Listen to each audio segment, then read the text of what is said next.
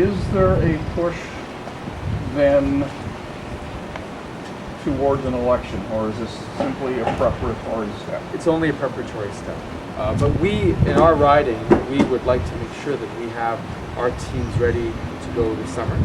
And my chief campaign boss, Harry Kuyak, who's endured me for 3 campaigns, but he's batting 1,000, batting more than 1,000 given the last provincial election, actually. It's been very grateful that Harry's been my campaign manager a few times. So many of the folks that are here, Carol and many others who are here, are part of that team. So we would like to be able to have our teams in place because it requires a large number of people to run an election. And we're asking people if they want to join, if they like the work that we have done, if they'd like that to continue, that they please join and give us a hand because we're only as good as the team that we're with. And I've been lucky to have outstanding people on my team for 16 years. And hopefully we'll continue to folks believe. And Keith, if people want to join tonight, Jean Cleary is taking their $10 and their application. That's great. Okay. Thanks. I hope you do join, and it'll And sure it's give. only for a year. It's a year membership. You don't get a tattoo. There's no brand involved. There's no lifetime obligation. You don't have to sell your firstborn, even if you want to. So, but please do. Okay. And if you want to donate money, we also accept that. How are we doing in terms of affecting Harper's policies and so on? I mean, we're in a balancing act. Everybody, nobody wants another election, and we don't want to kowtow to Harper so much that we're not causing anything effective to happen.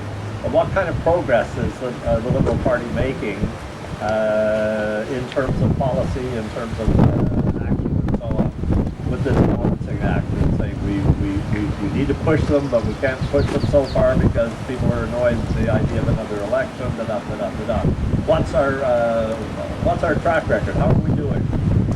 I think it's in opposition. It's always it's an interesting question because since Michael Ignatieff's come on board, Mr. Harper has been a lot quieter and he's been less belligerent. However, with the new attack ads that are coming on board, he's using that approach to try to poison the well, so to speak. Our position has been we want to work with the government, and that's why the solutions that we offered for C10, a chunk of those came into the stimulus package into the budget. Now, this is an interesting example because C10 had basically 2 parts. One part was the budget bill and should have only dealt with the budget. But what the government also did is they tagged on a couple of things that were, a number of things that were appalling that we firmly opposed. One of which was changes to the Navigable Waters Act, which has nothing to do with the budget, and has significant implications for our community because of the access to our waterways that we have in the Greater Victoria area. So the government tagged that on, and in a way that was we opposed. But what the government also did is they tagged on that. They tore up the wage agreement that was signed with our D&D dockyard workers, which was an appalling act. They tagged that on. So now we were left with a choice. We have a bill C10 that has within it the stimulus package and things we need for infrastructure, for EI, money to deal with this economic contagion. We also have these other things that have been tagged on that we oppose. Is it better to try to change this in some way, knowing that the government told us, and this is where the bad stuff happens, Mr. Harper said to us, if anything changes in this bill, this is a confidence bill, the bill will be defeated, we will defeat our own bill, and there'll be an election. Now, we asked ourselves, what is in the public interest?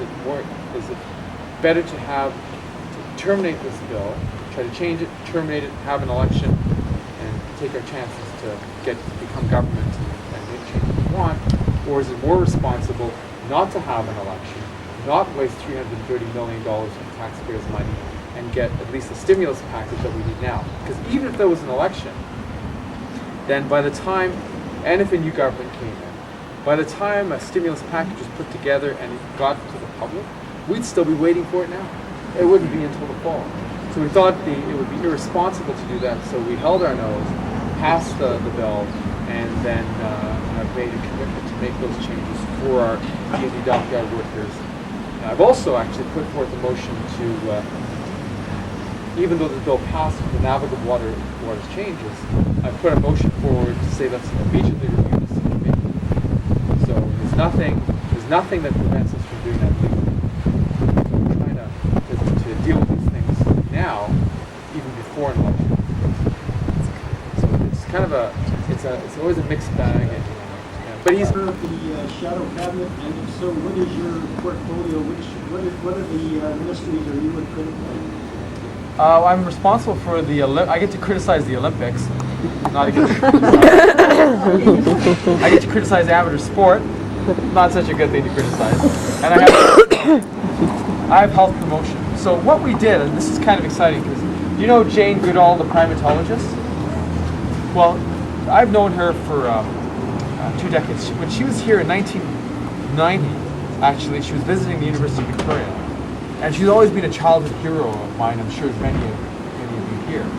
And I met her there at that time. She came back to Victoria a couple of years ago, and she and I took a walk around the Inner Harbour. Pinched me, walking with Jane Goodall around the Inner Harbour. So I said to her, I said, she has this program called Roots and Shoots for Kids, and what it does is it gets kids outside involved in environmental activities. They build plans for the community, whether it's cleaning up the community, whether it's tree planting, whether it's stream reclamation. That's what the kids want to do. What it's found is that if you do this program, the kids get outside, they feel that they're contributing, and it really works to build self-confidence for children. This program, Roots and Shoots, that she has, she started in 1991. It's involving more than 100,000 children around the world, and in 8,000 projects in more than 50 countries. So I approached her, she said yes. Then I approached the Assembly of First Nations, the National Chief, Phil Fontaine, who I know, and he liked it. Jane Goodall's group liked it. We brought them together in Ottawa. They liked it. So to make a long story short, in April last month, I held a national press conference with Jane Goodall, Phil Fontaine, and myself to roll out the Roots and Shoots program here for kids. Now, the exciting thing for us is that we have a couple of really outstanding chiefs here at Beecher Bay and Soo. I met with them. Jane Goodall's people came out to meet them on a Sunday earlier this year, and we sat down and in Soo, and they liked it. So we're going to be starting and leading the country on this initiative, which will have a profound impact upon on children's lives. It also enables the kids to connect with other kids, not only in Canada, but also around the world. So they can go on email and say, so what are you doing? Sook is going to build a community garden.